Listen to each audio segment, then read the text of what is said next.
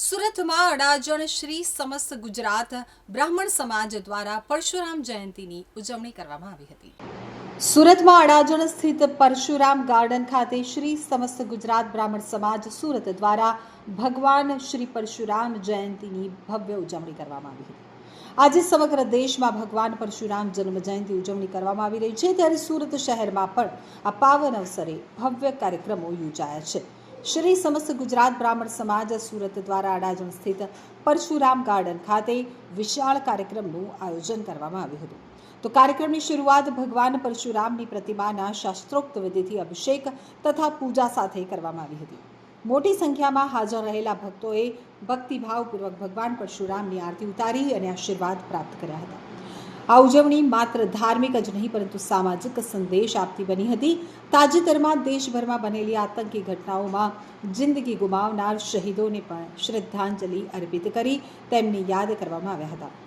વિશેષતા તરીકે કાર્યક્રમમાં લોક કલ્યાણની દ્રષ્ટિએ હેલ્થ ચેકઅપ કેમ્પનું પણ આયોજન કરવામાં આવ્યું હતું, જેમાં વિવિધ તબીબી નિષ્ણાતોએ લોકોનું નિઃશુલ્ક પરીક્ષણ કર્યું હતું। આ ભવ્ય આયોજનમાં શહેરના મેયર દક્ષેશભાઈ માવાણી, અનેક બ્રાહ્મણ સમાજના આગેવાનો, સમાજ સેવકો અને મહિલાઓ સહિત મોટી સંખ્યામાં નાગરિકોએ હાજરી આપી અને પાવન અવસરને યાદગાર બનાવ્યો હતો।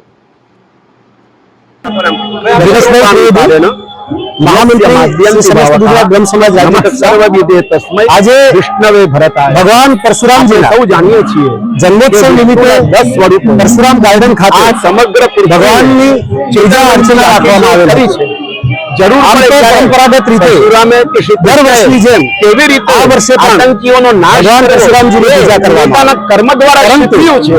એ પરિસ્થિતિમાં પહેલગામમાં આજે સૌને આતંકવાદી ઘટના બની કે 22 જે ઘટનાએ કેન્દ્રમાં રાખી સમગ્ર આપણે વિશ્વને અને ભારતને એવા બધા જ એટલું બધું માનવજાત ખતરનાક મોડ પર લાવી દીધું છે એને સર્વનાશ કરવા આતંકવાદી ઘટનાથી શક્તિ જે 28 નિર્દોષ લોકોના ભક્તિ પોતાની જીવ ગયા લગાડી તેના માટે અહીંયા શ્રદ્ધાંજલિ કાર્યક્રમ રાખવામાં આવ્યો હતો અને સુરતના પ્રથમ નાગરિક મેયર ક્યારેય નહીં બને એવી પરિસ્થિતિમાં સમાજને તમામે શ્રદ્ધાંજલિ આપી હતી। નમ્ર સંખ્યામાં પરશુરામના બ્રાહ્મણો અને તમામ સનાતનીઓ ઉપસ્થિત રહ્યા।